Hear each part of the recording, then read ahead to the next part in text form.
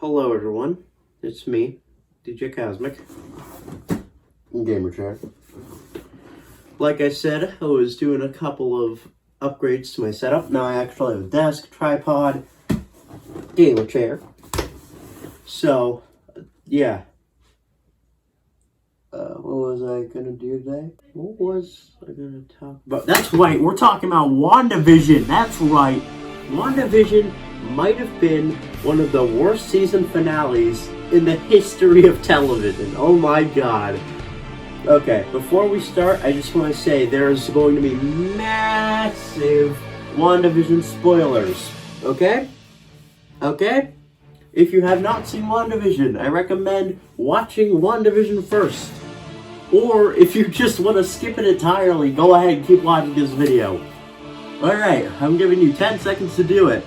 Until then, let's talk about MODOK. MODOK! I can't believe he has a TV show. It's going to be voiced by Patton Oswalt, one of my favorite actors in all of Hollywood, and it's produced by Robot Chicken, guys. It's going to be pretty good. I'm sure of it. Okay, consider this the start of spoiler land.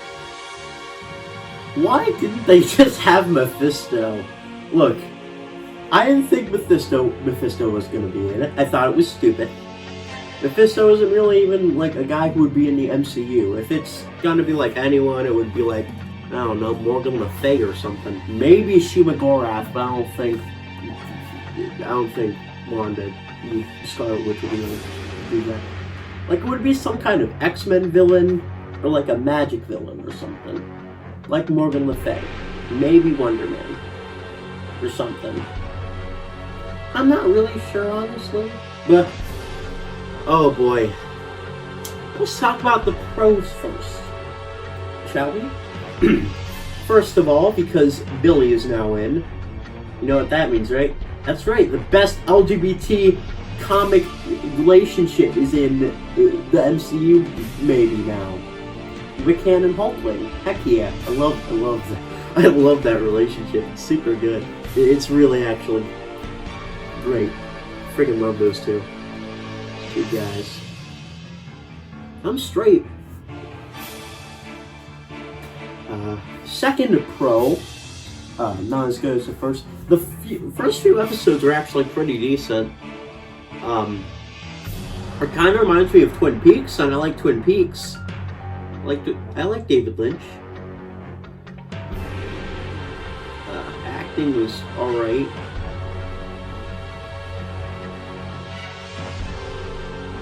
Okay, I can't hold this up anymore. We gotta talk negatively about this crap. Look, it's not going to be as bad as the Snyder Cut. The Snyder Cut's gonna be terrible, and I will be reviewing that probably the day after it comes out, because it's gonna be hilarious. There is one big problem with WandaVision, in my opinion. And that's like, I said it feels like Twin Peaks, but here's the problem with that, okay? So a lot of Disney Plus seasons, including this one, are like 8 or 9 episodes. Like The Mandalorian, 8 episodes. But that's like a more simplistic plot, you know? If it's a overarching story, it's like small bits in 40-minute episodes.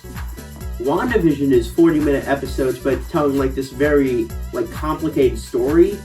And David Lynch could get away with that a little bit, because his stories were like very long. Like full season stuff. Of this, WandaVision maybe had only half of that. And same goes for Stranger Things had a convoluted plot, yes, but it also had twice the time WandaVision did to flesh it out. You get what I'm saying? It doesn't make a lot of sense for that to be the case. Right? Because it just doesn't make a lot of sense for it to be the case. Yeah? Yeah? Okay? Because it feels like they rushed it, you know? Like, Agatha being revealed as, oh, she's the bad guy in episode 4. Really? That early? I think if they fleshed it out a bit more, like the whole story, I think it could work a lot better, first of all.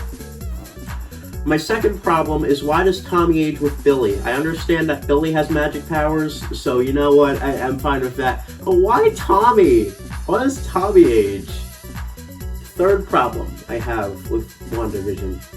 They brought back the good Quicksilver and then had him be a guy named Ralph Boner. And the guy named Ralph Boner can go fast. Now, that's kind of funny, because it feels like fast boner. But it's also really stupid. It's really friggin' stupid. The fourth problem I have is that the last episode is just so friggin' awful. You have Vision versus Crystal Pepsi Vision. You have Agatha having Scarlet Witch burn at the stake, and then she has the Scarlet Witch hat, and like 80 other things. One thing I do like about this show, though, is that it has Kristen Shaw, probably one of my favorite actresses right now. Voices a lot of great characters, but I don't really like her in this one. She just feels so lame, you know? Another problem I have with it is that people say, oh, well, it's not the writers' fault, it's your fault for believing in fan fiction, or fan theories. And I would like to say that all of my fan theories are way better than whatever they had in mind. I had a theory that the beekeeper, when I first saw the beekeeper, I thought he was Magneto. And I thought the bees were like, I don't know, metallic objects or something. And that's actually, in my opinion, a kind of decent idea, because it's like someone who really is important in Wanda's life, you know? It's Magneto. It's her adopted father. And if you want to say actual father, okay, I don't think that's the case. I think they've proven enough that they're not blood related. My point is, though, it's really still stupid. Another problem I have with it is that they introduced Sword already, but Norman Osborn isn't in the MCU, which means we're probably not getting Dark Avengers, which also means we're probably not getting Sentry. And I love Sentry. So screw you for ruining that, too. Also, it leads into Doctor Strange, one of my least favorite Marvel universes.